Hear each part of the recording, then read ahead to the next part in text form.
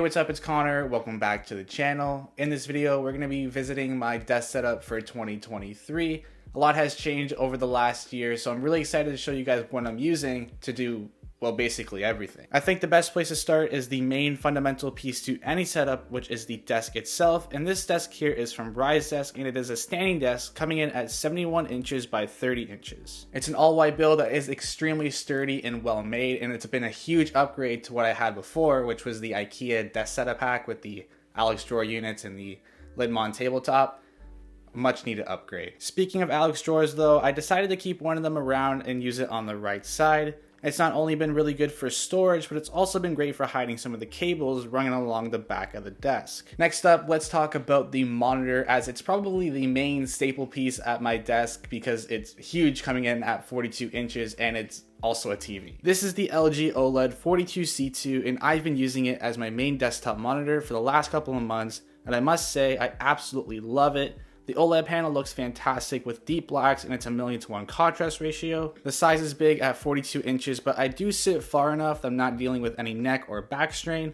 And this has been possible by wall mounting the TV, and then also my desk is pretty deep. It just seems to fit my space perfectly, and I really love the minimal branding and the really thin bezels. Within macOS, I've scaled down the resolution to 1080p, but that is strictly just the UI to achieve that retina look. Although the UI elements are scaled down so that there's no pixels seen, everything that I do is shown in full 4K and the highest resolution that both the Mac and the LG C2 can produce. It's basically taking the same way that Apple handles their displays, and it makes everything just look stunning. Beside my display on each side sit my speakers, which are the Kanto Tuck bookshelf monitors. These speakers have a pair of 28mm by 35mm AMT tweeters and a 5.25 inch aluminum driver. They also offer a ton of inputs with Bluetooth 4.2, a USB DAC, a dedicated phono preamp, RCA input, and USB optical, which is perfect for connecting to a computer. I use the USB connection as it allows my Mac to sort of sync with the speakers so that all my audio preferences can be set within macOS,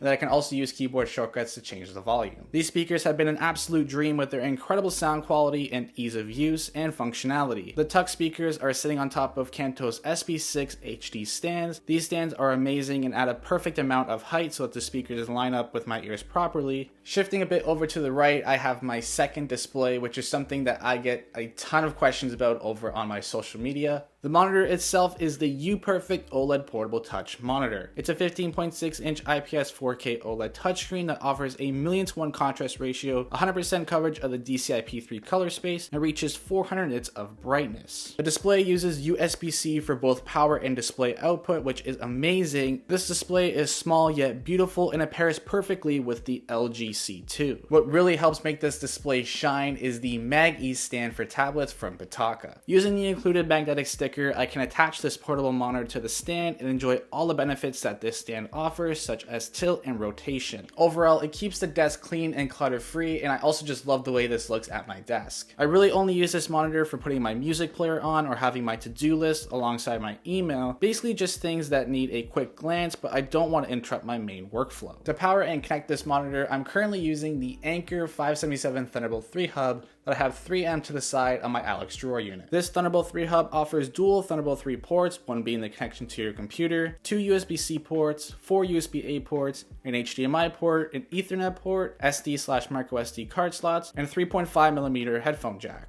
I keep this mini display connected to this hub because of the power button on the front, and then I also use this hub when I want to use an SD card because I don't want to reach around to my Mac that's hidden behind my desk just to access an SD card slot. Speaking of the Mac though, the Apple Mac Studio is what I'm using to power this entire desk setup. I'm currently using the M1 Ultra Mac Studio with a 20-core CPU, 48-core GPU, 64GB of unified memory, and a 1TB SSD. This thing is a complete workhorse and powerhouse. I cannot believe how fast this computer really is, and I know that I'm not even breaking the barriers of what this thing is even capable of. Knowing that this machine will last me for multiple years is a huge bonus, and then also having an extremely fast workflow with all my photo work, video work, and graphic design makes this the perfect solution for powering my desk setup. Not only is the M1 Ultra chip the star of the show, but just the Mac Studio in general makes this the perfect computer for my workspace. The Mac Studio has 2 Thunderbolt 4s and 1 SD card slot on the front, and then on the back you have 4 Thunderbolt 4 ports, 2 USB-A ports, 1 HDMI port, 1 10 gigabit Ethernet port, and then a 3.5mm headphone jack. Now, because this is a Mac Studio, you have to bring your own peripherals. For the mouse, I'm currently using the Logitech MX Master 3. It's literally the perfect mouse for doing any creativity or productivity style task. When it comes to keyboards, I'm a little bit of a mess as I switch between 5 different keyboards. Literally Monday to Friday, I have a different keyboard for each day.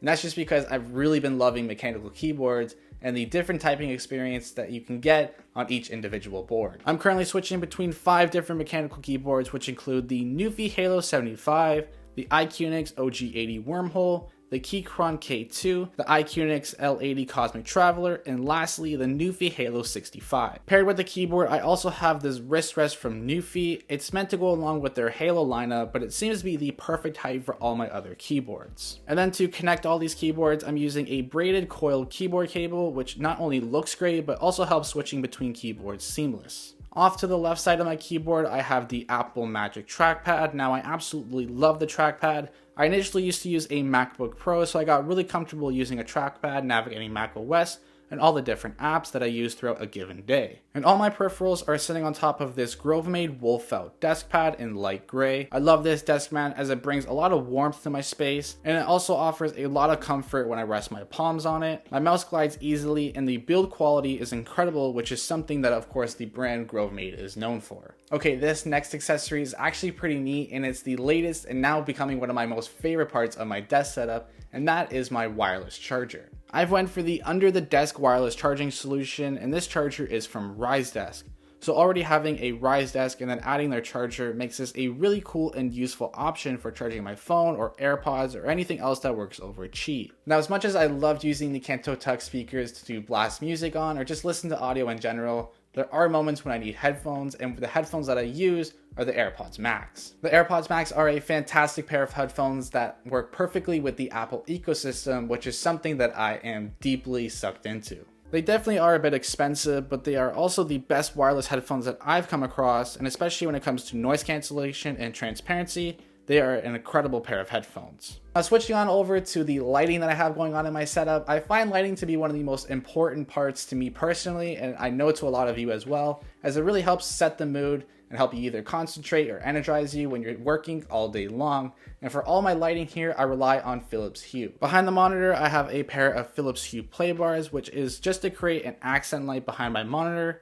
You can change the brightness, color, and color temperature to almost anything you want. And because it is Philips Hue, that means they are smart. And then of course I have these hooked up with my smart home of choice, which is Apple HomeKit. So I can just quickly ask Siri to change the lights to whatever I want them to be. And it happens super quick and also most importantly, reliably. Alongside the play bars, I also have the floor lamp from Philips Hue, and just like the play bars, this floor lamp acts as a great accent light that I can bounce off the corner of my wall. I can change the color temperature, and the brightness of these lighting accessories to help create a very lively and energizing space that I can work in all day long. Finally, the last thing is personalization that I have going on, which is the Lego Darth Vader helmet on the left side in between my speaker and my display. And then on the right side, I have a pirate ship as well as a compass, and they're both from the Pirates of the Caribbean franchise. Alright guys, that's going to basically wrap it up for my desk setup for 2023. If you have any questions, make sure to drop a comment in the comment section below. And if you are interested in any of the products that I talked about today, everything will be linked in the description. And if you guys like this video, make sure to give it a like and share it to a friend. And if you like Apple tech and desk setup related content, make sure to subscribe. And until next time, peace.